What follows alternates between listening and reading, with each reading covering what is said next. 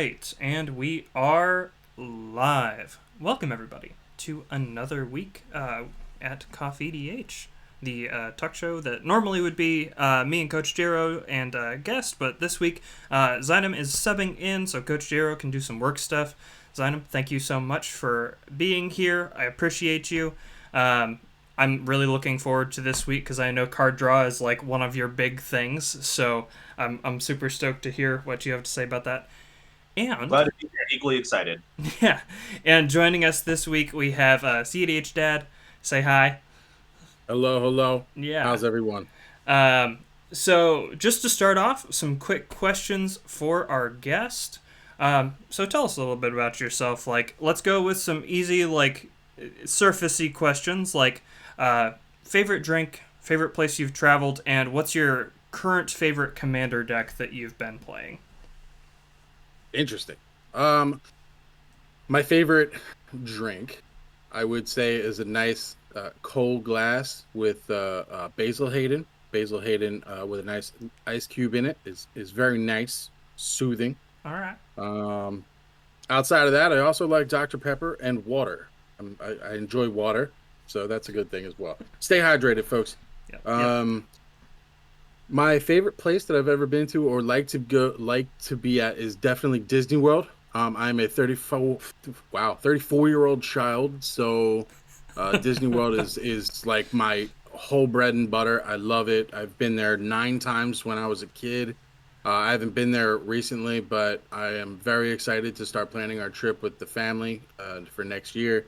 So that is my favorite place in the world, and my favorite EDH deck is definitely a challenge. I will probably go with the oldie but goodie Rael. Mm-hmm. She's one of the deck that I'm very, very proud of. It was a pivotal kind of learning time for me in terms of how to get into cEDH and then back it down into casual again, and how to adjust my play styles and do a lot of things there. And Rael was kind of the deck that I did that with. And she's an awesome list, but I have at any point in time, I have anywhere between 15 to 20 decks in paper, sitting around that I play with consistently. And I have, almost 200 decks brewed in Moxfield. So Nice. EDH is life to me. It's my passion. It's what I love to do. It's what I love to play. Yeah. Love So that. Yeah, and just one more. What is your favorite part of the EDH or cEDH community? Like, where do you find yourself as far as a creator or a cultivator of persons in those areas? so that's a tough question. I think it's a little bit of a double-edged sword, and what Zynam and I were just talking about a little bit. Mm-hmm. The community itself, what I love about EDH and the community is that it's full of self-expression. Mm-hmm. It is the pinnacle in deck building for trying to look at your pieces of cardboard and say, is this something I really love to do? Is this something I really love to play? And if it's not, you have 23,000 cards to pick from to really make it who you are. And Absolutely. people lean into that. Yeah. So when you play somebody, you're not just playing their deck, right? You're playing with that person. You're seeing what they love to do, their personality traits, their characteristics all come out as you roll through this game that's an hour or two long, right? And maybe you're best friends and you've known each other for 15 years, and that's fine. But maybe you're playing with somebody new at the shop, and you get to learn so much with just playing a game. And EDH is that for me. Absolutely. Awesome. Well, today we are going to be talking about card draw and filtering, which I am looking forward to particularly because, Zynam, you come from more of the casual background as far as content and stuff like that, and then cEDH that we'll just point to your name and say this. So yeah, I just want to kind of like leave the floor open for right now. Like, I have a good idea of what I look for in card draw and filtering. Basically, like, how many cards does it draw? How much mana does it cost to do it? Like, is it repeatable? Is it something that happens on multiple times? What do you look for in card draw when you're trying to include it in your decks? Don, I'm gonna let you lead on this one. All right. So for me personally, when I'm looking at card draw, the first thing that I'm looking at is making sure that my card draw is not all in the same channel. And by channel, I mean a perfect example of card draw that goes in one channel are Enchantress decks. Most if not all of the card draw in an Enchantress deck is on an Enchantress. So if you draw the wrong half of your card draw, you're not drawing cards. Mm-hmm. And so that's why I try and diversify to have some effects that are on spells, like your Ancient Cravings, your Think Twices, your Harmonizes, and stuff like that. And then some other effects on something that I know that I could get a return, your Phyrexian Arenas, your Kumina's Awakenings for the four of us who play Kumina's Awakening in decks. And then some of them that could reliably be triggered multiple times. Your Eidolon Cherry Blossoms, your Erebos. Now that I have an Erebos, it's just like, oh, generically black Erebos God of the Dead's in there. And cards like that. I am looking into how easy is it to proc, especially in blue decks, because people see them run cantrips, Mm-hmm. which is more card filtering because you're playing one card to draw one card. Mm-hmm. And so because my land base has been so high as of recent, like right now I'm working on 38 lands and 12 sources of ramp. Because I run so many lands, running Una's Grace, which has retrace in some of my blue decks, has been just a solid way to find a way to get card draw that's repeatable and can solve my flooding issue. Nice. Yeah, I like that. Yeah. And what do you think? Yeah. So I think a lot of the same things that you just said apply into kind of like the upper echelon. Like the definition isn't so different. I think the thing that changes a little bit is um consistency and uh like ratio to mana, right? Mm-hmm. Looking at the uh mana itself that it costs to do things. That's why Ristic Study, your Mystic Remoras, Mm-hmm. stuff like that, we utilize those things really effectively. Yeah. We try to get in there to kind of land them and draw whatever we need. We don't necessarily, to your point, Zino, if sometimes we draw the wrong thing or the wrong half of your card draw, right? We don't need this right now. I need that. When you look at the decks that we have built, I'm not going to say that I know every cEDH, everything, but I do play at a pretty high level, just personally, and that's just who I am. And Mm-hmm. again, that's a subjective thing as well. Yeah. Um, you know, when we look at the card quality that we put into things, everything is the right draw at the right point because all it is getting you closer to that piece you need. And that's kind of the perspective that we use. So an example of this is something like Breakthrough in Rael. Mm-hmm. Breakthrough is one blue X, and you can you draw four cards, and then you can pick any number of the cards and discard the rest or something like that. But in Rael, you don't do anything with the X. You just pay one blue, and it will enable you to see the top 12 cards of your deck, Yeah. right? And that's just wild in EDH or cEDH. And I think that's it's not necessarily different card draw, right? Card draw is card draw, and Mm-hmm. filtering is filtering, but it's just the matter of I guess the cards that we're looking for and the consistency in what you're trying to draw. Yeah. So Yeah, because you're looking for a specific card, right? Like bottom line, like how can I finish off this combo? How can I, find the specific piece that I need one way or the other? And I think yeah, about cards specifically like Necropotence and Ad Nauseum, and then you're talking about like, hey, I can look at the top 12 cards and like pick a certain amount of them, right? The right card is almost always worth more than more cards, I think.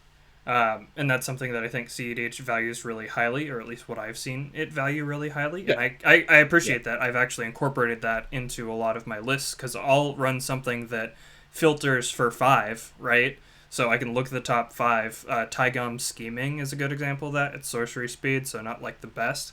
But you get to know what your next card is. It's a lesser tutor, right? yeah, Um, yeah, so I think when we're looking at stuff like that, and heuristic study in particular is a great we all know it's like one of the best card draw pieces out there. And for no other reason than you either get card advantage or you get mana advantage, and that's it. Like that's the bottom line of the card, right? Yeah. Um, Yeah. so I mean, Ristic Study just enables you to, we just dig as hard as we can, as quickly as we can, because you know, if you go back to even like Command Zone podcast where they start looking at you know, these things in depth, where they did like their stats episode, it's either the person that has seen the most of their deck or the person that used their mana, like used the most amount of mana, that ends up winning the game. So in cEDH, for you to drop turn 1 Mystic Remora into that pod, or you know, have your Ristic Study on turn 1 and then just draw cards relentlessly, like that's a reason why it, like, people will yell at you for feeding the fish and this, that, and the third. It's because like that card draw is, it's going to get you in trouble. yeah, But in cEDH, you're in that weird spot where the decks are built specifically to kind of do one thing. Hmm. And if something like Remora and Study kind of get in the way, there are some decks that cannot handle it.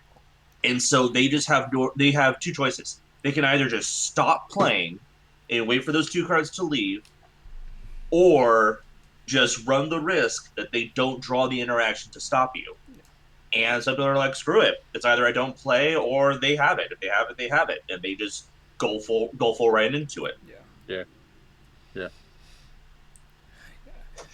So as we're talking about this, like what we're valuing as far as card draw, what is like, we can talk about what the best card draw is. I think we kind of know that, right? We can talk about like, do you tend to run more, because you can talk about card draw in a few different ways, right? There's burst, there's repeatable or continuous, or whatever you want to call that. And I don't know, like when I'm talking about building different decks, I try and find a good mix of those two things. But I'll err more on the side of like continuous, like stuff like Sylvan Library, or I know Phyrexian Arenas now lost its place to black market connections, basically. But cards like that, if I'm thinking I'm running a longer game, if I'm going to be more mid-range control oriented, I'll gear myself more into the continuous card draw than like if I'm running aggro, and then I want burst because I want to refill my hand as quickly as possible, as many times as possible, to put out those creatures. What do you guys think about that? I think it's a fair assessment. It depends on. I think it depends mostly on what the deck is trying to do and the needs of it, because I feel like burst draw is, you need to run some of it in just about every deck, because there will be times when you got your back to the wall and you just need to find an answer, and filtering just does not do enough. The one mana cantrips just aren't powerful enough, save maybe Brainstorm. But if you don't have Brainstorm into a fetch and you don't draw what you're running into, you're just putting yourself further behind by topping two cards that aren't going to help you. Yeah. Agreed. I think that it's also looking at the way that we try to prioritize types of draw.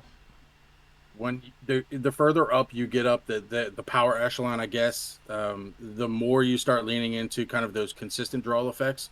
Your Sylvan Libraries, your Ristic Studies, you know, your Phyrexian Arenas, if it falls into that, you know, stuff like that, where you're consistently drawing the cards because you know things are just going to happen. That's why Crom is like a thing, right? Esper Sentinel, right? You know, if you do X, I'm going to draw Y.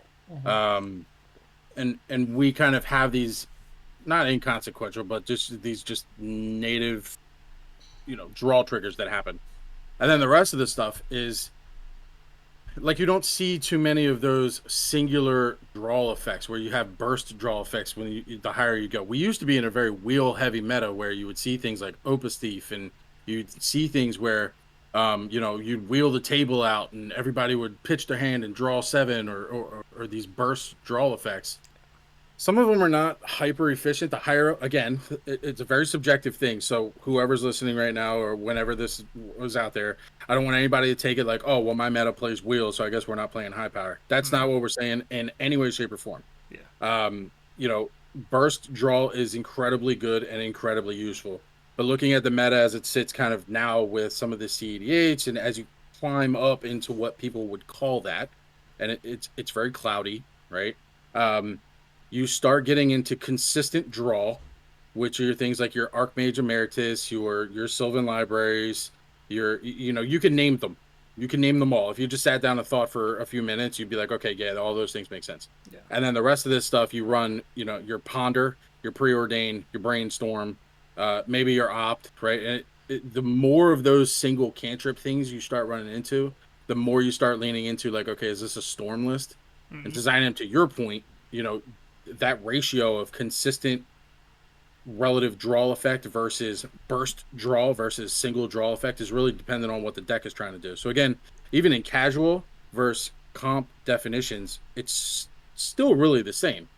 It's just kind of layered more interestingly, right? We pull back a little bit on draw spells and we start putting more interaction in or something like that. So yeah. Yeah. So as far as like card evaluation is concerned, like you make a good point that things like Archmage Emeritus, Esper Sentinel, not only are those going to draw you cards, but they're probably going to draw you multiple cards per turn cycle. And I definitely factor that in when I'm thinking about the continuous effects. Because Phyrexian Arena and Dark Confidant, those are a great example. So those will draw you exactly one card per turn cycle, no matter what. Esper Sentinel has the potential to draw you 3 cards per turn cycle, right? So do you play into like the potential side of things, or I guess like this is a question, I guess. Do you tend to play into those types of effects, the ones that trigger multiple times in a turn cycle? Or do you like the bigger one-time situations, like, let's say, a Sylvan Library is exactly one time per turn cycle? For me personally, I run Esper Sentinel in one deck. And that's my mono white Audric keyword suit deck. And I don't run it in many other of the white decks because cards like I don't run those cards to rely on them. I run those cards because I know I will get some value out of them. So to me, it's one of those things where it's like, oh, I'm looking at card draw. Let's say I'm in Arden Crom. Arden Crom Ultron, very generic. You get Crom out, he's got flying already. Arden will let you free equip everything on it and swing. So Crom's already a draw engine. If your opponents can play around it by playing a little bit slower, and if you happen to be in a slower pod, Crom's just a 4/4 that flies, which makes it such a great card. Esper Sentinel is kind of the same thing. If you don't have a way to make him bigger, he's a one-time Rhystic Study. So for me, I try to rely more on kind of the deeper, like looking deeper into the deck, which is why I've been pushing into running as many Impulse, looking at the top 4, putting 1 to hand, and Dig Through Time, looking at top 7, putting 2 to hand, as kind of like my starting point in most of my blue decks that aren't Storm. Like if it isn't Varen, if it isn't a card that really cares about the number of times I'm casting the spells, I want to be drawing deeper because that'll give me more cards to look at and be able to kind of sculpt what resources I have available to me going into the rest of the turn cycle. Yeah, see, this is where I think we differ a little bit from perspective. And again, that's perfectly fine. It's also meta dependent as well, right?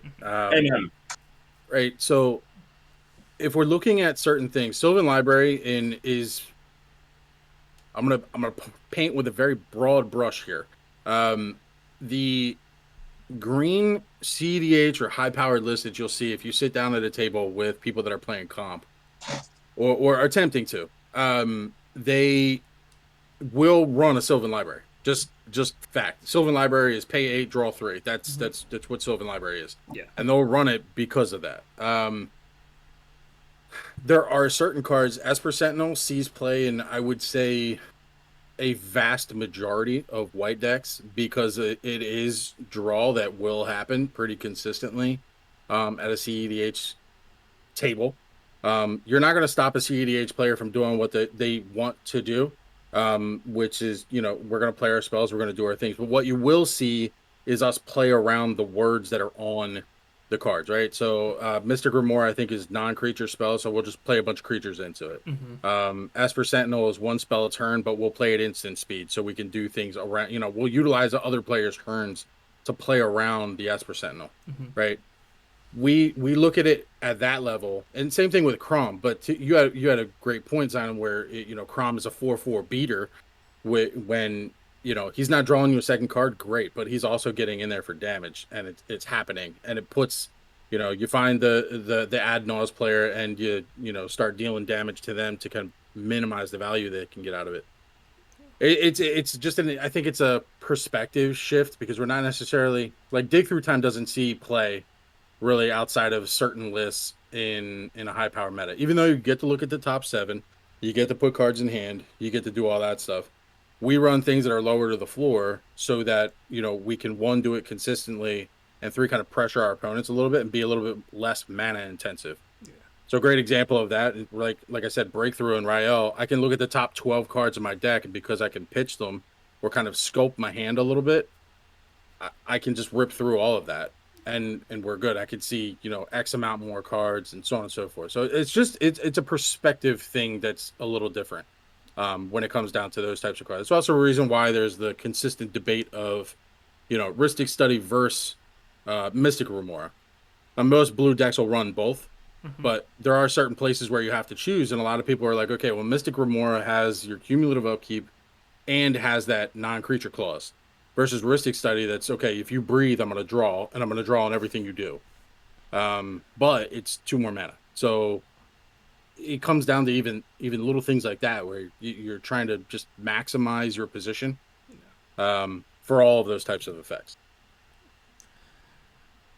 Yeah, absolutely. A kind of assertion from the audience. Let's go ahead and address this a little bit. Burst Draw becomes less effective the more interactive your games become, because the higher emphasis on mana efficiency means you can't go shields down at any point, and so you can't devote mana to drawing. 100%. Yep. Yeah. I mean, that's why Wheels don't see a ton of play anymore, right? You ask people why we don't run, Wheel of Misfortune, when that came out, that was super hot. Wheel of Fortune, Windfall, right? Like, all of those wheels, they used to see a lot of play. But what we've seen is interaction has gotten so good at this point that we even consider like Mana Drain it's a 50-50 spell at this point, which is insane because of what it does. Yeah. But when you wheel and the card quality is so good, that burst draw is often tied to everybody gets to do this thing, which means you just fed your opponents, and there's 3 of them, the ability to stop you with 7 more cards. So now you got 21 cards, and out of them, how many are going to be counter spells or interaction of some sort? Yeah. They're very right. I would agree that they're whoever's in the audience, I agree. But that's actually one of my buddies from my play group. So yeah, I think that in a more casual mindset, right, is I kind of want to do my thing, but also at the same time I want everybody to have fun, or at least like that's the mindset that I would come into casual with. And wheels can be fun depending on if people are, let's say if you're playing actual factual Wheel of Fortune, right? Well, absolutely. Everybody other than this one player who's the archenemy is down cards right now. So if we can get everybody else back up cards, then it becomes actually a really good thing for the rest of us. Same thing with if you play Windfall or something like that, right? Absolutely. Because it's catch-up. Like, you're allowing everybody to catch up to the top player. And I think we play a lot more of those effects for that specific reason. Yeah, and I mean, you can see that in casual pods. And often, I'm going to go out on a limb here because I do play a lot of casual. I mean, most of my gameplay is actually casual pods tied into kind of higher level.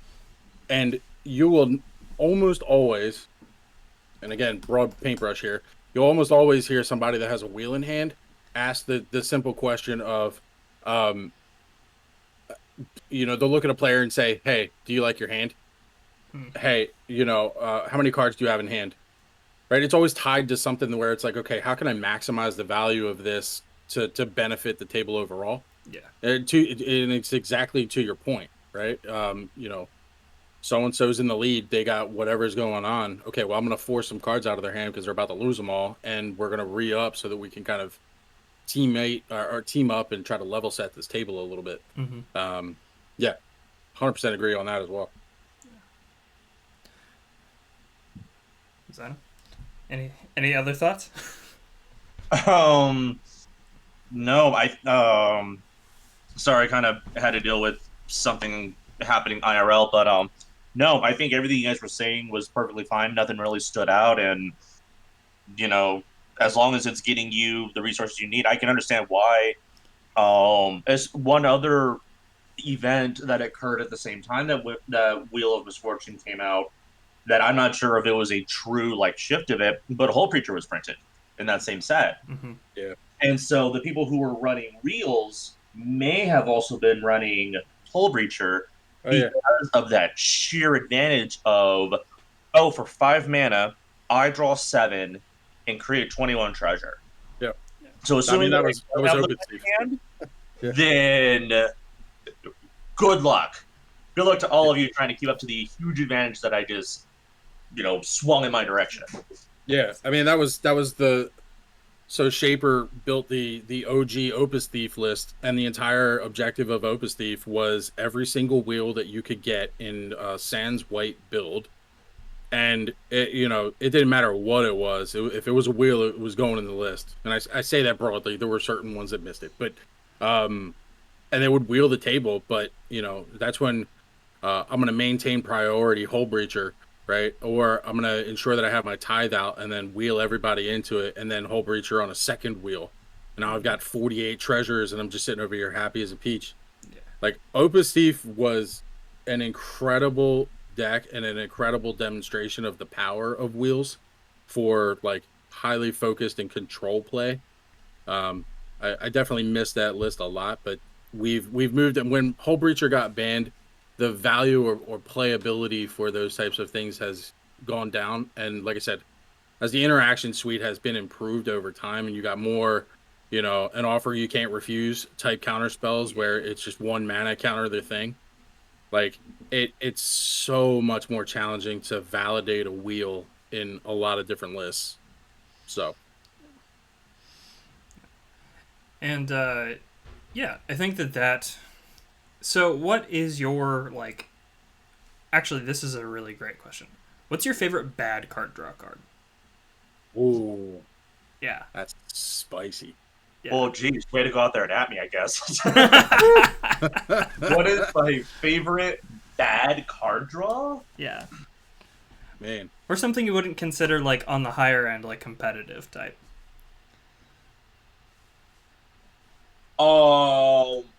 Wait, oh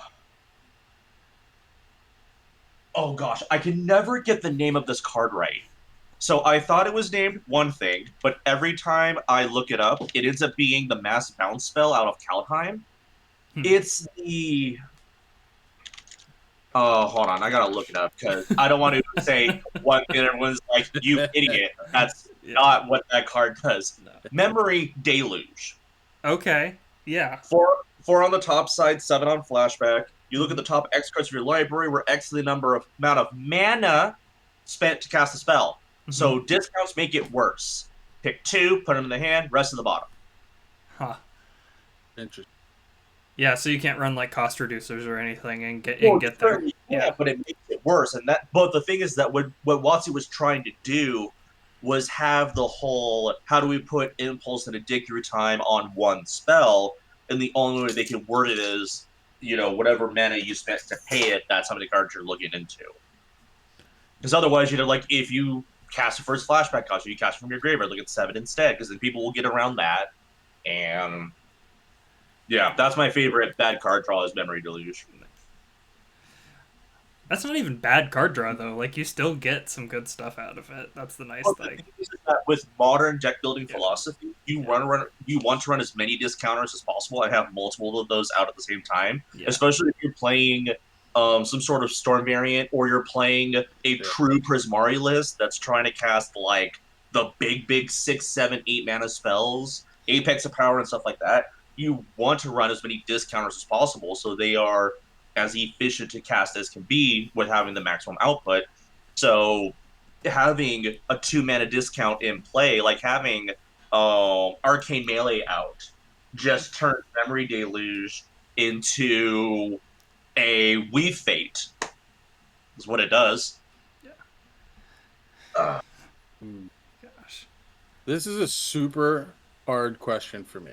Yeah. Because like I'm running through my list right now, and I don't like in full card draw transparency. Yeah, like I don't do. I'm not like the best brewer, or I'm not the cobble pots of the world that, like, Shadow Bag was my thing, and like people know me for this, that, and the third. Like I'm not that guy. So I'm very familiar with the bag card draws, but I also don't do like wild, insane, crazy shit. So I'm trying to think of like the best thing that I've done that's also the weirdest thing that I've done. And that probably is the pivot. Like an example of this is Humble Defector. Yeah.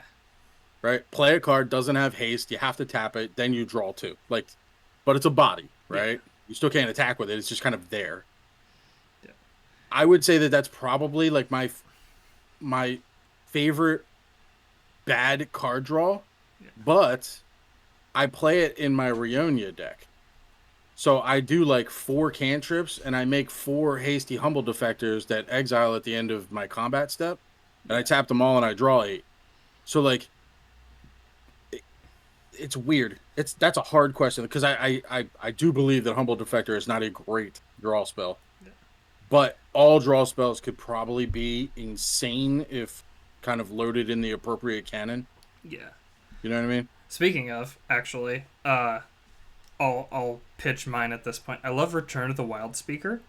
Oh yes. Go, do it. Instant speed, 4 and a green. Non-human creatures you control get +3/+3, or you draw cards equal to the greatest power among non-human creatures you control. So good. Love it so much. It is in my Godzilla theme, not tribal, theme deck. Nice. From all the stuff from my Korea. But sometimes I'm drawing 6 cards at instant speed, and I love that so much. Good. It's so good. And then you can push through damage at the end if you really need to with the other mode. If you don't need the card draw, which sounds really weird to say at any given point. But yeah, I really love Return of the Wild Speaker. Another one that Dana Roach, actually, of EDH Recast, pushed me onto was Keep Watch. Instant speed, 2 and a blue. Draw cards equal to the number of attacking creatures. Oh, that's super good. That's it. That's the whole thing. That's super good. Yeah. So I run it in aggro decks because obviously I can, I swing with 4 creatures, and for 3 mana I draw 4 cards, and I love that. The fact that it's that low to the ground, it's not really a well-known card at the moment. Yeah, you can run it in aggro, you can run it in control, 'cause it's like, oh, you swung at me with your 20 goblins playing Krenko. I'm going to draw 20 cards now for 3 mana. Yeah, that's where my brain immediately went, was like, if you play that in the right meta, like 3 mana draw a billion is super good. Yeah. So yeah, those are my favorite right now. I think that honestly Keep Watch is just, it's not that it's not good, it's just that it's not known at this particular point. I feel like if people knew about it, it would definitely be more played in decks. Yeah. I'm in the camp of combat is overrated, so I probably am not the best person to look at a card like that, but that sounds super good. Let's see here. Yeah. Well, we talked a good amount about card draw. I think we can safely move on to filtering. That's something that not a lot of people have actually addressed so far on the internet at all. So let's talk about filtering. I've already pitched this a bunch of times, but I'm gonna pitch it on stream too. Run Sensei's Divining Top in pretty much everything. Yep. Because has that not changed since 2012? I feel like I just never see it in decks, and now every time somebody's like, oh, here, take a look at my deck list. I'm like, needs top. Um, so, I think that's a social movement.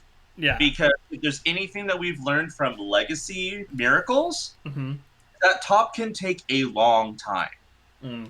And if you take this game incredibly seriously in gameplay, even in casual pods, you're sitting there looking at 2 lands at a 4-mana 2/1. And you're like, And you're going over 6 lines that you cannot possibly make, but you don't know what your opponents have.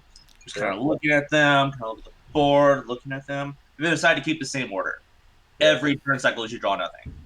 So I think that now that EDH has become more exciting to play, and it's been more about what I've been unfortunately calling it just straight serotonin hits. Mm-hmm. This Divine Top is not an exciting card to play. It is a great card, it is a versatile card, but it's not exciting. Yeah. No one's resolved a Sensei Top, and it's like, yeah, you did it! High-fiving the table. Here's the table. No one's resolved a Sensei's Top, and everyone's like, this is going to be great. Watch this crap. All right, here we go. What do we got? Oh, that was turn 1. I passed.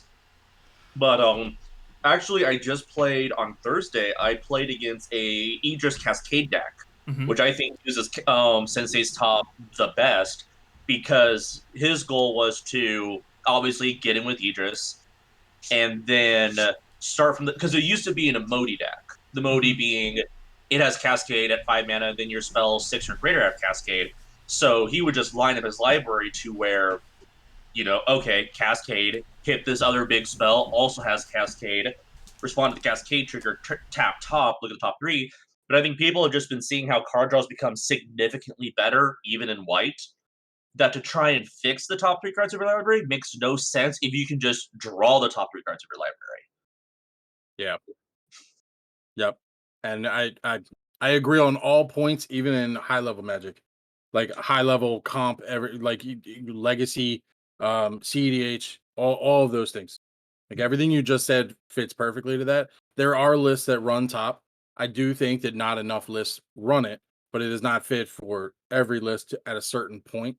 And even the lists that run it right now, they run it more or less because it's a combo piece or routine, like they run enough of the fetch and shuffle pieces that they don't get, you know, uh locked into those top 3 where you're just kind of slowly trying to grind your way through it. Um yeah, 100% agree with what you said there. Yeah, and I think that, like, especially if you're combining it with, like, fetch lands and stuff like that, it makes it better, obviously, right? Yeah. But yeah, I think as far as, like, low to the ground, when I look at filtering, I'm looking at, okay, well, what's, like, 1 to 2 mana that I'm not going to, like, lose anything on this? And the switch over for me as far as, like, going into things like top was, okay, people aren't hitting their land drops. Why is that? Like, is there something we can do still running the same amount of lands that maybe has a little bit more synergy, except for obviously in landfall decks, than just running more lands? And so filtering kind of became the answer for me to that. If you're stuck on running 36, fine, but the rest of that 40 cards basically needs to get filled out with something that filters so that you can hit your land drop every single turn. Yeah. I agree with you. A lot of these cases are subjective, I think. But definitely I filtering is the best way to ensure that if you aren't drawing your lands, you're going to dig as hard as you can to get there. And that's when I like dig through time and stuff like that. Like I count those as filter draw. You count dig through time as filter draw? Yeah, because I look at the top 7 versus draw the top 7. I guess so. For me, card filtering is the strict 1-for-1 trade-off. Mm-hmm. If you spend 1 card to get 1 card, you're just filtering. You're just changing the content of your hand. Meanwhile, card draw, or card advantage is when you actually start plussing in that terminology. You start plussing. Fair. Yeah, so that's why when you said filter, I'm like, that's not my definition. But I could see where you're not drawing the 7, you're looking at them and then filtering out the cards you want. Yeah, and that's like how we're stacking the top, right? Like Yuriko is probably the best example of like what I would consider a deck that runs a ton of filter effects. because you're manipulating the top of the deck. You're working through the top of the deck. You're running your scroll rack, right? Which I think we should talk about because it probably is like one of the more interesting examples of fix your hand, fix your pieces, fix the top of the deck. Like you're working through all of those pieces. You're trying to see what's available so that you can keep these and stack that. And it it's interesting for sure. Yeah. Well, I think Scroll Rack has had its reputation eternally changed because of Yuriko.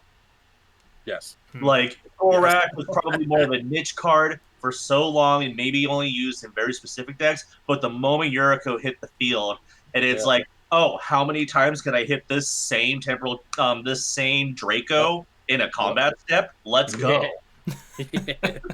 Yeah. Yup. That's it. Similarly, like if you're talking about like, well, he used to be legal, Golos.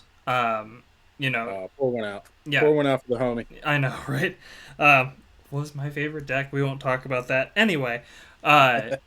So yeah, Scroll Rack in that particular deck's awesome, right? Because you basically can throw the cards in your hand back on top and cast them for free off of his ability. Same kind of thing that I've discovered with running Prismatic Bridge. Oh yeah. Yeah, because you're putting a card back on top. You're like, well, I know I'm gonna hit this because I put these back in this specific order. Any of those, like, and we're talking about Yidris, right? Those commanders that really play off the top of your library. I think filtering just ends up being a lot better in those particular decks. Yeah, I 100% agree. I like the idea of putting those things in there and making it work. When I look at filtering to that extent, though, I don't necessarily like whenever I go to play like Golos, or whenever I go to play a card that reveals something off the top, I can cast it, go. Mm-hmm. I am a player, and this is purely me, or the players that align with my kind of play style. I would rather filter through the top and then put that card to hand and use it when I want, rather than like, all right, I'm gonna do the Golos thing and then I'm gonna put this back on top and I get a one-time effect out of it. Mm-hmm. That's just my perspective. I think that filtering applies in both spots and fixing and all of that. But I don't think I've ever played a deck. I've lost to them. I've lost to them for sure when Golos did the thing and they actually, restacked the top. But I don't know. It's a unique spot. It's an interesting play line for sure. But pour one out for Golos. We do miss him. Well, I guess we can set the pay-per-view fight day because I was glad as can be when Golos got banned. Because as someone who played on MTGO, no, because as someone who played on MTGO long before the pandemic, during the Golos era, we see in paper terms how expensive dual lands are, but then you go on MTGO and they're so cheap. Yeah, and so anyone can just run 5-color decks with the most pristine mana of all time. And so they're getting out these goals like, okay, cool, whatever. Then they start running into, they start running just the bane of everyone's. If there's a card on a list of top 10 cards you hate, it's running 5 of them. I don't care what deck list it is. Because it's like, oh, Jingit, extra turn spell, Omniscience, freaking Nyx Bloom Ancient. It's like, what are we supposed to do? Oh, he landed Seaborn Muse? Let's not even bother. Let's just shuffle up and now that we see the Golos player is the enemy, we got to gang up on him. But then some jerkwad is still out there like, no, let's wait him out. Like, we just saw him do this terrible thing last game. Can we knock him on him? No, he's got to prove that he's the threat. By the time he's proven he's the threat, we're dead. I'm pretty sure Kendra is showing up to us right now, just patting us on the shoulder, and I'm like, dude, you waited too long. I'm a Storm player, so I fully understand let's just wait him out, and then everyone's dead, because that person that kills everyone is usually me. So, yeah. Full respect on that one. Understood and appreciated. Yeah. I actually ran Golos as a landfall commander because he lets you play those cards, so you have extra land drops, and then you can multiple trigger landfall stuff. I thought that was pretty cool. Yeah, that's why everyone came. I was like, oh no, my Maze's end deck, it's gone now. Like, okay, yeah, right. Golos, What's really helping you get your Maze's End out that no other creature in the game, no other spell in the game could help you do that, and Golos was what tied it all together. Meanwhile, people in 2015, like, dang it, I got Chromat.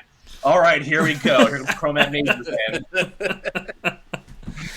Oh gosh. Now we have so many gates. Now we have so many gates. You could run Maze's End in 3-color. I think is the lowest color you can get into. Yo, 9 Fingers right now is just a stupid Gates deck, and I will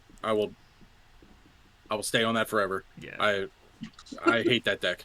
I lost to it the other day. So dumb. I was so surprised, honestly. Like, I lost 2 Maze's End. I never thought that would happen in the history of Magic. I have officially slotted Maze's End into the same puddle of mud that is my hatred for Thoracle. And it's not to say that they're both the same, because they are not. But man, do I hate losing to it. Yeah. Oh, yeah. And if you thought that you weren't running Stifle Effects now in blue, yeah. I remember playing a game specifically the other day where it was Cody Gates. Well, it was Cody Gates / Storm, so whatever.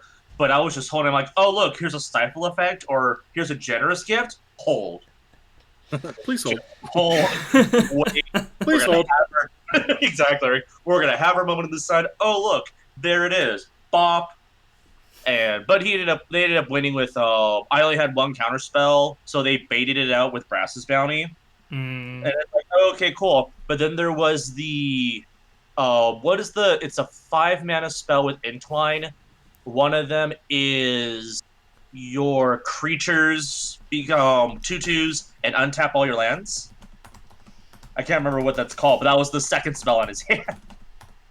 And he was already floating mana, so it was just a lost game there. But yeah, Maze's End can definitely sneak up on you because no one, for whatever reason, wants to run land hate. Because everyone has been seeing, like, oh, I want to run Chuckle Hops. Like, you jerk, why? And so now anything to kill lands is all of a sudden taboo, and then wonder why they lose out to Gaia's Cradle, or Dark Depths, or Glacial Chasm, and the like. It's like, run land destruction, like targeted land destruction? Nope, can't do it. I don't want to be the bad guy. Like, Get him. Get him. Paint that on a banner and fly it high, my friend.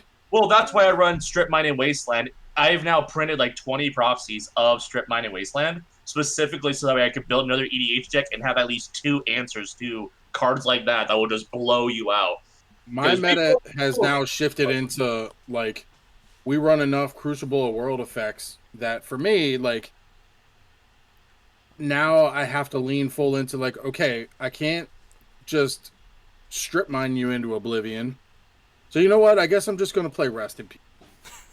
Like, oh gosh. Let me just, you know what? You want to play evil, angry magic? You got it, buddy. Let's do it. Oh, I actually pissed off an Tachyiova player online one time. So they thought that they could cast Summer's Bloom before casting Tachyiova and get away with it. Ooh. So I was holding up swords, plays Summer Bloom, plays Tachyiova, plays the first landfall, Ice Swords to Tachyiova. For the rest of that game, he brought up Excavator, strip lined my land base. Well, that's just weird. Turn after turn after turn. I'm like, that is just so weird. Like, you know who you're playing. Like, this isn't like some commander from Legends that you're trying to make work, and you just got your 5th land to cast it, and I swordsed it, and that was the last one. Like, I don't know. Sorry, I was just remembering that because you were talking about Strip Mine and Crucible of Worlds, and I'm like, oh, wait, that happened. A good note, actually, as we're talking about, like, rest in peace and hating people's graveyards. When do you count putting cards into graveyards as card draw? Ooh, spicy. Any Sultai deck? Yeah. If it's got Identity, you might as well just call it card draw. Like, Grizzly brush. Star was just a draw 4. That's all it is. I mean, honestly, that really is what it is. Any, like, Sultai deck, I'm not going to say all of them, because we know that not all of them are, like, Zaxara doesn't give a shit, or doesn't give a crap. Right? So, release. Right. So, like, that doesn't happen, but, like, if you're staring down the cannon of Muldrotha, come on, like you know what you're doing. Yeah. So Why are you yeah. killing Muldrotha for? No, I'm sorry. Yeah, because your hand is You 47 don't get to play that. cards. You don't get to play that. Oh, why is everyone hating on me? I had a player actually leave my playgroup specifically because he loved playing the grindiest decks you have ever seen, and one of them was Muldrotha. And he had like 3 or 4 ways of sending us to the Stone Age. And so eventually it came to a point where my Tuvasu deck had Rest in Peace. And we were targeting him down because Yeah. what would happen is that if we let him build that up, like there'll be a point where like, and that's the problem, is like he'll be slowly building, like, oh, this one piece in the graveyard, this one piece of the graveyard, he's not officially the threat yet. Then when he became the threat, he would be Osama bin Laden on the CIA's top 10 most wanted list. Like, oh, like in there. And Oh man. They can't reprint them. So I've always presented the options of. So you have 3 ways around this. You have mean angry effects, your Rest in Pieces. You have your single target effects, your Bajuka Box, or I can like time twister you into oblivion, which no one likes either. You could just run Honored Heirloom. Huh? You could run Honored Heirloom, which is the mana rock that you can pay 2, tap to exile card from a graveyard. I mean, there is that too, but then that's not mana efficient in my brain hole. You know? Oh, it definitely isn't. Yeah. But the thing is, that people just hate running graveyard hate because that's all it does is just hate on the graveyard. But what if I go up against graveyard hate deck or graveyard decks? Then anti-recursion. What if no one runs recursion on my meta? Then you're obviously trying to find any excuse to not run it, so don't run it. It's hard, and like you also run into the pieces that's like your Graph Digger's Cages of the world, right? Mm-hmm. Like all of the pieces that cut you off of a zone are pieces that people inherently are like, oh, I don't like that. That's no good. I don't like your Dranith Magistrate cut out your command zone, right? And your deck and everywhere else, right? Your Graph Digger's Cage, your Rest in Peace cuts you out of it by getting rid of it completely, right? So weird spot. Yeah, I would say like as somebody who's I primarily run Reanimator. I love the strategy. I love having resilient decks that can come back. Like we're talking smack on you now. I know. No, I'd say like Relic of Progenitus is a really good one, and then the Lantern, whatever that one is. Soul Guide Lantern. Yeah, Soul Guide Lantern. Those are great examples of cards that can be run in pretty much any deck, and they replace themselves. So if you aren't using your graveyard, those are actually really good ways to go because at least then they're technically cantrips. Relic exile all graveyards? Yes, it's Relic is exile all graveyards. All right, then I'm just surprised that Soul Guide Lantern has maintained the price that it has. Last I checked, it was like $5 each. And I know it's gone down since, but I'm surprised no one's just picking that up because it has the 1 sacrifice draw card. But yeah, Soul Guide doesn't get rid of all graveyards, I don't think, right? Just the Relic does. Relic gets rid of all graveyards, so that's why it's hard to try and argue. Let's say that me and CQ are playing the mirror. Mm-hmm. Like I'm on Carador and he's on Muldrotha. Sure. Why would I want to run Relic Progenitus? Because I had a good run, but CQ just got a better run. I draw into Relic. I was like, well, crap. Like all this good stuff in my graveyard, I don't want to get rid of it. I really wish there was a way to deal with everyone else's graveyard, which I'm surprised no one's running Soul Guide Lantern. That's all. Yeah. That's fair. Heck, I should be running that in freaking Galzip Prismari because it's an artifact that, worst case scenario, I tap it for mana. Yep, you're welcome. Yeah. But I'm here. But yeah, I think that there's a certain point when you're talking about card draw and filtering where you can, even if they're not technically in your hand, they still count as like card draw or still count as filtering or something like that. Because I guess like the terminology that I've kind of ascribed to it is like an accessible zone, right? Because if you can look at the top card of your library and play that card, that is an accessible zone at that point. Same thing with, like if you can play off the top with something, or if you are playing a graveyard deck like Muldrotha, Kess, basically any of those different things. I love Kess. I built a Kess Reanimator deck because I saw that there weren't like any on EDH Rec, and I love that build so much because it's super resilient. Um, yeah, I think that when it comes down to, like, let's say Faithless Looting, I actually count that as card draw in that deck because I'm getting 2 cards to the graveyard, but we all know that I'm going to be able to cast those cards, or those are the cards that I need to have in the graveyard, so I can cast my Reanimate spell and bring something back to the battlefield again. Well, that now leads into like some of the more niche interpretation. Now we're starting to get into the chaotic portions of this alignment chart of card draw, Mm-hmm. where Faithless Looting technically is a -1 in terms of card scene versus what your hand looks like afterwards. Mm-hmm. But in Reanimator decks and in decks like Dragon's Approach, where you're trying to set up your graveyard like that, it is a form of card draw, or it holds more utility than just simply seeing more cards in your library. Yeah. Agreed. Yeah. So we've got stuff like that. Like, I think that, I don't know, did you guys ever play Modern at all? Like Storm. Ancient Stirrings for Tron, right? Yes. That was totally a thing. That's another filtering because you can grab any land with it, right?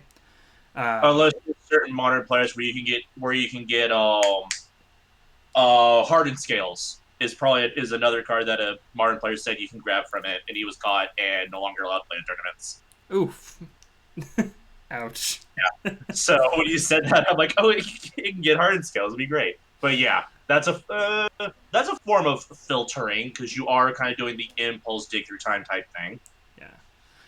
I definitely, like, if I have the choice, I want my filtering to go through my hand at some point. Like, I love the red effects that, or even the looting and rummaging, right? Because, like, at least you get to, like, know, you have access to it at some point, whatever cards you're using for that effect. Versus if you're doing kind of like the cantrip filters, like Ancient Stirrings, you're only getting to have one card go through your hand.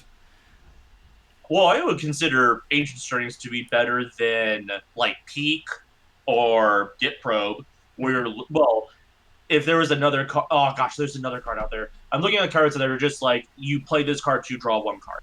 Mm-hmm. Peak and Get Probe lets you look at someone's hand, which has incalculable utility and stuff like that. But I think looking at more cards, and in that way you also know what you can't draw when you tuck them, which is equally valuable information to have, because then if you know that you can't tutor and you can only rely on card draw, you can now recalculate what are the odds of you drawing into this certain effect that you need in order to win, disrupt the win, whatever it is that you need. Ramp on turn 15, I guess. Yeah. Seems not fair. Yeah. Where do you see filtering in cEDH? Like, what are some specific examples where you would prefer filtering over, like, just straight card draw? It's tough. So, like I said, places like Dig Through Time and stuff like that, we don't see a lot of play. Mm-hmm. A good example of maybe filtering, but what we wouldn't consider like natural filtering in, like, I guess what we would say casual pods, is stuff that like Rael does, where it's the loot and rummage thing. I think that's your best case example of filtering outside of the obvious like Yuriko deck, right? Like, I want to put this thing back on top to run it out again. Yeah. Rael's probably the best, where you're kind of filtering through the cards that you draw. You're not really filtering the cards that are on the top of your library. You're drawing this many, but you're like Burning Inquiry, right? 1 red, draw 3, pitch 3, right? But it's not really like a great filter because it's randomized. There are cards like that we use to try to just maximize the value of the spell, and Rael lets you draw 6 cards and pitch 3 instead if you for 1 red. So like filtering is not necessary. I wouldn't say it's like the biggest of things. Like, you have Greater Good, which sack a creature, draw cards equal to its power, then pitch 3 cards. Again, it's filtering the cards that you draw, more so than anything, and that's what you'll see a lot. You don't see a lot of, like, you'll see top, but you see it in Elsha top. where you can play it for free off the top, look at the top 3, draw a card, put it back on top, play it for free. So you just draw your whole deck, right? It's not really filter at that point. You just draw your whole deck. And you see a lot of effects like that. So filter it's a tough spot in cEDH. And even in some high power metas, it tends to not. We would just rather put the cards in hand and sculpt our hand. And there's cards that exile cards off like your Jessica's Wills and stuff like that, or we were just talking about, certain cards, putting them in certain areas. We will very deliberately put some cards in certain areas. Like Prosper can cast things out of exile and stuff like that. So there's cards that just live there, and we can stack to make that to our advantage. So that actually brings up another good point. So cards in exile, like that's kind of a new-ish, I guess, last few years, right? They started doing impulse draw for red. It's been. I don't think it's so much it's new, but it's been a place that they've decided to give red, in particular, a new thing to do. Because red has been Perforos, Cranko, or Burn. Mm-hmm. That's what you're doing. Sometimes in that case you're burning all 3. But now with Impulse, like with the Reforged Blade, and I think there's Daring Archaeologist, I think is the background that gets you a payoff for that. Tavern Brawler now is just another Outpost Siege effect. Yeah. So I like that they're exploring that space. I think it's something unique that's already in red from all the times we've oh my gosh, now I'm trying to remember Impulse Draw and I can't. That hasn't been really made in the last 2 years. There hasn't been a real exile top 2 cards you could play. Oh, that's what it was. The Spectacle card out of Ravnica the last time. Yeah. Burn down the stage. That's the 3 damage one. You're talking about light up the stage. Yeah. Light up. Yeah, you got it. We actually got to see Impulse Draw too. We also got a while back. We got Commune with Lava, as well as Act on Impulse was, I think, out of a core set. Yeah, I think we're forgetting the queen of them all, right? In Jessica's Will. Yeah, true. That was the pivotal moment. Draw or a ramp spell. Yeah. That was the pivotal moment where it was like, okay, this is Red's thing now. Yeah. Like, we had Commune with Lava. We had a lot of these impulse effects. We even strapped them onto Planeswalker effects, right? Reveal the top card. If you don't play it this turn, it deals damage, or you could choose not to play it, or whatever the language was. But as soon as Jessica's Will was printed for red and 2 colorless, and you could get your that's why Rograk is so good, because you can 0 mana Rograk, have them in play, and then turn 1, you turned on Jessica's Will. You get both sides of that, and you go nuts. Yeah. And to be fair, in more of your style of play, Rograk into land, crypt, Jessica's Will. Mm-hmm. Yeah. It's clean. It's fast. It's effective, right? I've seen turn 1 wins just off the back of Jessica's Will. Granted, there's luck involved in that, right? We're still a 100-card singleton format, right? You got to rip the good hand and all that. But that card is stupidly good, especially in the appropriate deck builds. Yeah. I do love Jessica's Will. It's so I'm a red player. Just bottom line, I have found out over the course of time, I just play red, and I should. And the impulse draw for me, I kind of value it as depending on how big mana your deck is at that point, I value it probably half to 3/4 of a drawn card per impulse draw. If you have to give it a numerical value, which is literally everything I do. So, yeah. And I 0.5 cards drawn. Yeah, I agree with that. Yeah. So, I do wish there was a way that they would, and this is just wish in one hand and, do, yeah. Anyway, but I wish that they would make it so that eventually a commander can access those cards as a tap ability or something like that. That's what Prosper does, right? Kind of. Prosper gives you permission to cast that card until the end of your next turn. Yeah, he exiles one on his own, and then, end of next turn. You're thinking of Share the Spoils type effect, where the cards are exiled and they're held there. I want to say there's oh, wait a minute. Gosh dang it. Who am I thinking of? There should already be one. Um, there is Evelyn, the Covetous. Oh, yeah. No, you're right. Which is hilarious, because I actually specifically bought the gilded foil one of those, because I was like, this is just a really cool art on the card. I've never played it, but I really like the artwork, so I have it.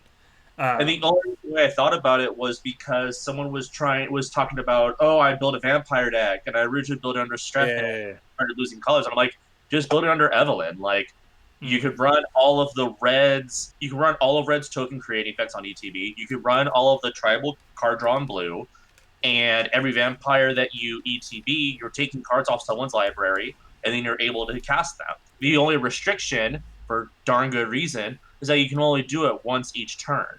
Yeah. Because you're talking about a tap ability. It's like, oh, okay, cool. Well, is there blue in there? Yeah. Why? Cool. Dramatic Scepter. Yep. And I play everyone's library. All right. Terribly exciting gameplay, right? Yes, this is great. Yeah, I was sitting there thinking, I was like, I've read a card somewhere, but it was a counter. Like a cage counter, like a book count. Yeah, right? So, like, I was like, there's a counter, and I can't remember what it was. It's a collection counter. Yeah. From Evelyn, yeah. Yep. Oh, because Marisol does do cage counters, and Evelyn's is a collection counter. Yep. Oh, I just have to point this out now because it's a wonderful interaction. I play Luris at the Dream Den, as I think we talked about that earlier, as like one of my Reanimator commanders. And Douthie Voidwalker in that deck is just the best friggin' thing ever. You hush. Douthie is evil, but I approve. Yeah. Because that's like every single turn you can just cast stuff. It's wonderful. Anyway. Yeah. Well, let's see here. So we've gone through basic card draw, a little bit of filtering, some impulse draw. What do you guys think? Where are we at on some of the best card draw cards we can include in our decks? We can go cEDH and casual and kind of do the flip there. So yeah, of course. Yeah. I'm gonna maybe take a hot take and not answer it the way that you want, but okay. Think twice. Yeah, right. Like, so, and I don't think it's a controversial thing or anything like that, but it's deck specific, right? Okay. Like, Humble Defector in a deck that runs red is okay, right? Humble Defector in Rionia Storm will draw me 16 cards in the middle of my combat, right? Like, that's super good, right? Yeah. Breakthrough in literally any other deck is kind of terrible. But for one blue, I can look at 12 cards in Rael, right? Crash Through in Zada, right? I make 8 goblins in Zada because I just sneezed once and it happened. And I pay 1 red and I can draw 8 cards off of Crash Through. So, like, I think where we're at with card draw is instead of it being, oh, mono white's bad at card draw, mono red's only good at this thing, right? I think where we're at is we're finally in a position where every color or piece has a way to do it, and we're finally in this spot where it's how you build to achieve it most effectively. Because it's there, we have a way to do it. We even in mono white, you have a way to get there, right? How many of these effects, Mangara effects, Esper Sentinel effects, these different things where you can get this weird sense of card advantage. How many of these different things can you piece into your deck to make it work? Because I don't think there's a shortage of them now. It's just whether or not you're, willing to go down the road. Yeah. So, and it is that lack of willingness to explore and turn weaknesses into strengths that I think this community can definitely try to work on. Yeah, because I people agree. just kind of want they just want a guardian project in every color, and they want to do the Simic thing where if they perform a bodily function, they draw two. Yeah, yeah, I agree with that. It's I think it pivots into a different topic for sure, but I do think that people have for so long stuck to and you can apply it to whatever you want, but the Boros is bad syndrome. Yeah. Mono white's bad at this. Red is only good at that. This is only good at that. Blue is only control. You know, black is only edict effects. Right? Paint it however you want. Yeah. But people are stuck to that, and I think we're starting to see more evolution. You know, Zainam, with you, with your academy, with me doing my thing, with everybody trying to expand the community and show that, like, hey, there's a lot more to this than what you think on face value. Yeah. And if you take it at face value, you're missing out on subtle pieces like X and Y. As more of those things happen, we start to see more of this welcoming presence. We start to see more involvement. We start to see more creative thinking. The greater good is in my Titania Brostorm deck. Mm. And that card has, on the back of just it, has drawn me 3/4 of my deck in several games, right? There are, I don't know if you guys know them. Zynum, you sound well versed in cards, and so do you, CQ, but the old talismans, right? Yeah. Like Malachite Talisman, right? Oh, I run that. My time. Yeah, right. So I run that in Titania, and nobody understands what that card does until you use it to infinitely untap your Gaia's Cradle because you're just flickering spells and doing things, right? It's exposing people to effects like that. It's exposing people to those skills and abilities and stuff that your deck can do. And then people are starting to understand, like, oh, I can just pick a commander and I can build it as strong or as whatever I want because these effects exist in my colors now. It's not so limited. It was for a long time. It's just getting that stigma out of the way now. But that would require you to spend more than 10 minutes building a deck. Listen, Moxfield makes it easy and available. Hmm. I mean, yes, but like I just looked up Malachite Talisman right now. That's Yeah. from Ice Age. They have it's a full cycle. Oh, it's a full cycle. Yep. Oh yeah, so this one's for green spells. You pay 3 mana to untap a permanent. When you cast a green spell, Permanent. yeah, it's permanent. So that's why you're able to untap Gaia's Cradle, which in a deck like that, why wouldn't you? Yeah. And so, and there's one for every color. And when I'm like, oh, have you guys ever seen this before? And they're like, excuse me, what is that and why? Like, you're going to untap a land. You're going to untap your Nykthos, right? Like, your Nykthos is applied to any color. You're going to untap your Urbor or your Cabal Coffers or whatever gives you, your Baldur's Gate. Those types of things you can untap. But when people realize that stuff exists, they're like, their brains explode. And they're like, oh my God. I don't think I could in good conscience run Onyx Talisman in my mono black deck just with how strong Cabal Coffers is. You're just like, oh, it's a 3 mana attack to untap this Coffers, and we just keep going. Ancient Craving, draw 3. It's like, yeah. Probably not. Okay. Yeah. That's awesome. Yep. So yeah, look more to synergy than to staples, I think is kind of the point we're getting at here, right? Yeah, yes. Definitely synergy. Yeah. Because staples are good. We talked about Jessica's Will. We talked about Rhystic Study. I'll make a quick plug for Necropotence. But at the same time... is good. Necro is very good. Yep. But at the same time, like, we're also playing a game that has so much more room for self-expression. Like, look for those things. Yeah. Practice using Moxfield, Scryfall, Advanced Search Filter. That's a huge thing for me. I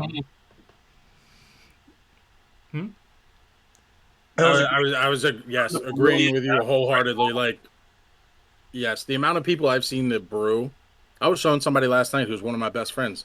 He didn't realize that you could be like, oh, semicolon, words, and all of a sudden it just pulls up all of the decks. Like, yeah. I had no idea. That's awesome.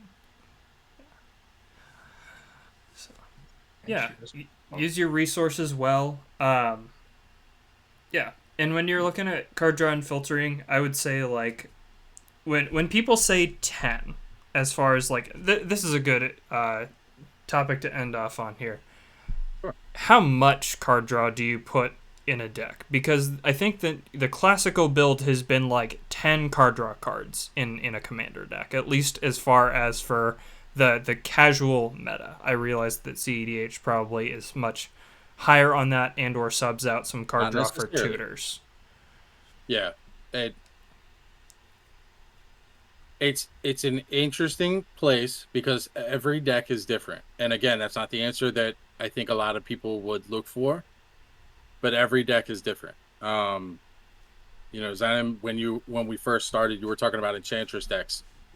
There are things where you build the card draw into the synergy of the list so that you may have a great example of this is Harry, a good friend of mine. He's the Moxfield guy. He has a K&T deck, a Kainos and Tira deck, and it's his landfall deck. He only has, I think we counted one day, out of the 100 cards, he only has, I think, 4 or 5 token creators that are landfall creators in the entire deck. But he gets them out consistently so that he can do the landfall thing. And the same thing would go for card draw, right? My card draw in Rael is attached to discard. So it may not say draw a card or look at the top or whatever like that. But the fact that I pitch a card, that's now card draw. So it's like framing of that inside the deck. That's how cEDH brewers brew card draw. We don't necessarily read it on the face value and say, oh, yep, well, I got to have this card, this card, this card, and this card because they all say I draw and that's where it goes. It's not really that so much anymore as much as it's, synergistic to what we're trying to do at the end. Where you would see 10 card draw spells or whatever that number may be. A good plug for this is cEDH Guide. They go through all the statistics and break down all the decks and databases and all that stuff. And you can see like what cards are in there for card draw and so on and so forth. You can actually like see the data from all of that. But what you would think is, oh, we need a ton of card draw. It's actually more interaction that you see in those slots. And you'll see like Brainstorm as your card draw spell. And then all your other instants are just counter spells or removal pieces because they're on Rhystic Study and Mystic Remora and their commander draws them a card and so on and so forth. So that's kind of where you sit with that crew, I would say.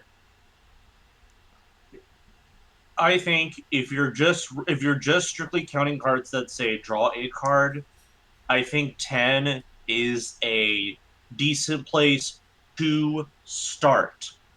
From there, you have to play the deck and see, do you feel like you're hurting for card draw, or you find yourself flooding in card draw and you're just kind of spinning through your deck and not actually winning? Because there are some decks out there or some play styles and some methods of building that card draw only does so much, and you need, like, for example, a perfect example of this is Perforos. If you start cutting token creators out of Perforos for card draw, you're not winning. Facts.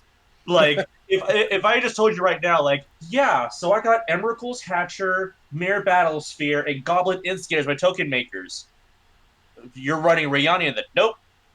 Oh, you must be running Heat Shimmer Dualcaster Mage. Nope. What does your deck have? Card draw.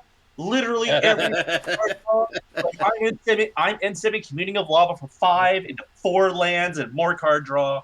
So you just got to start at 10 and then see what the deck wants to do, because maybe it's not the quantity of card draw you're running into. Maybe it's the quality of card draw. Running 10 sorcery speed effects that say draw a card and only draw a card, maybe that's not what the deck wants. But you have to play, and you have to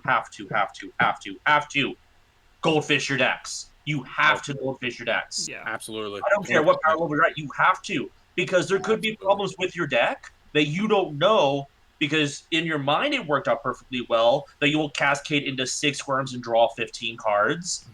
But maybe it doesn't come out that way. Maybe you don't have enough ramp. Maybe there's another problem with the deck. You don't know that. Maybe you just simply put the list together, like, okay, I'm going to put myself out there social with other people, get curb stomped. Man, that felt bad. I must be a bad brewer. Well, I'm going to go to DDB, and that's all I'm going to go off of. Yep. 100%. Like, goldfishing is, I think so many people need to goldfish their deck 1,000 bazillion times, because not only will it show you weak spots in your deck, but also like help you understand like how to get done what you're trying to get done. or even if it's possible. Like, Ooh, that's how you find other outs to your combos. yeah, yep. Because how many times have we played Definitely a agree. game and we thought we were just down and out, and then we draw the card and we're like, wait a minute, Yep. okay. And it also teaches you card temperance. Temperance meaning the careful usage of things. It's the virtue to gluttony. So maybe you don't need to have every single elemental bond effect in play at one time. Mm. Because have you accounted for if someone austere commands you? Then you're out all that. So it teaches you, like, okay, well, I'm playing a creature, I'm drawing a card, and I'm kind of going through it. Maybe I only need one out at a time. Because you'll get blown out when you have this. I was just playing against a Bellamy deck the other day who had an explosive first 3 turns and then sputtered out. Hmm. Why did she sputter out? Because she didn't playtest the deck enough to realize, oh, wait a minute, maybe I shouldn't just throw my hand onto the board with no way of actually refueling. But Yeah. that takes practice. Yeah. Just kidding. And CQ, just to go back to the draw and where we were at with cEDH. So hopping onto the cEDH guide, looking at it right now, there is a category for most played draw effects. There you go. And what you look at in the draw effects, and I'll read them all for you here. They're the top 8 ones, right? Mm-hmm. And you'll look at it and go, well, that makes a lot of sense. And it describes a lot about the format that we're in, right? Mm-hmm. Card 1, Demonic Tutor. Mm-hmm. Imperial Seal. Vampiric Tutor. Mystic Remora. Enlightened Tutor. Mystical Tutor. Rhystic Study. And Esper Sentinel. Right? So it's not so much even about card draw or 1-for-1s or anything like that, as much as it's consistency engines. I can get where I need to get, point A to point B, right? And point B shifts. Do I need a counterspell right now? Do I need my combo piece? Do I need this? Do I need that? So the topic shifts, depending on your meta, depending on where you're at. Like, and again, that harkens back to the beauty of EDH. It's part of I think it's the most beautiful format in all Magic. I think that it's incredible to see people's personas come out of their deck. I think it's incredible for relationship building. I think it's incredible to see people learn so much about themselves as they play the deck. Like, it's the only format I've ever sat down at the other end of the table, and at the end of it, win, loss, or anything, it's up to the players to, sit down and build a relationship and have fun and enjoy the experience. But all of that is driven through communication. It's so wonderful to see it all come together and grow the way that it has in the last little bit. So cEDH all the way down to Goat Tribal, like, we're all friends. Let's do this thing. That's awesome. I'm going to leave it there. I think that's a great way to end off here. So tell us where we can find you, socials, or anything we can join. I know both of you are kind of educators as far as getting into the community. Let us know where to find you. Sure, Zainam, if you want to run out. Of course. So you could find me on the internet on Twitter at @EDH_Academy. You can find me across several Discords. If you're not on Discord and you're wanting some recommendations, I can definitely throw you some communities of people who are actively trying to find games, or something that our guest here will talk about a little bit later, those who are trying to educate the populace and help bring them up to speed in as an efficient and in a well-nourished manner as possible. So again, Twitter at @EDH_Academy. Occasionally, once in a while, I have a synaptic misfire and I'll stream on Twitch. It's been a while since I have, but that's because I've been trying to do like this. I'm trying to go into the whole chaotic charity streaming thing where people donate and then a random card goes on the stack, and then depending on what they donate, it's a different one. In fact, literally the last one was card advantage, spot removal, wrath, and random rare. Interesting. So, with a 1 in 8 chance of the rare being a mythic, so you can get into a mnemonic deluge and just, copy damnation 3 times. Spicy. Yep. Gotcha. Yeah. And for me, my actual name is Mike. It's a pleasure to meet all y'all, whoever's listening and here. You can find me on Twitter at StormCount120. I am a Storm player. I initially started with Prismari or Izitless, and Teamer is kind of my specialty. That's what I do. Outside of that, I am the director and president for Eminence MTG, or Eminence Gaming Events. We just held Punt City, in case you've seen Twitter yelling about that. And that's been going super well. We're expanding quite rapidly in events for cEDH, and we'll include a ton of side events and stuff like that. You can get me on Twitter there. And also, to the point that Zynum just made, I also have just started the cEDHU. It is kind of the cEDH equivalent of what Zynum's been doing for years very effectively, and bringing people into the groups and bringing people into the format. There is kind of a challenge for players to explain how to get into cEDH to players that are new. Sometimes it can be a little bit rough, sometimes it can be bumpy, sometimes it's really smooth. And the whole entire objective of that space is to kind of take you from point A to point F and all the steps in the middle and walk you through with, currently 65 of the best pilots and primer writers and deck owners that we could kind of put all in one space. So everybody has a mentor. We all walk through the lists together. We all kind of help guide you through this maze that is cEDH. So I do both of those things, and yeah, I'm very happy. I'm very proud of the community. And I'm very happy to be here, and thank you for having me on. And that's where you can find me at.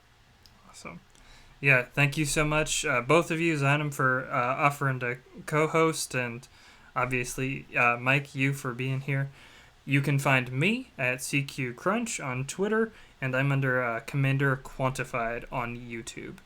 All right, thank you all so much for hanging out, and we'll catch you next week.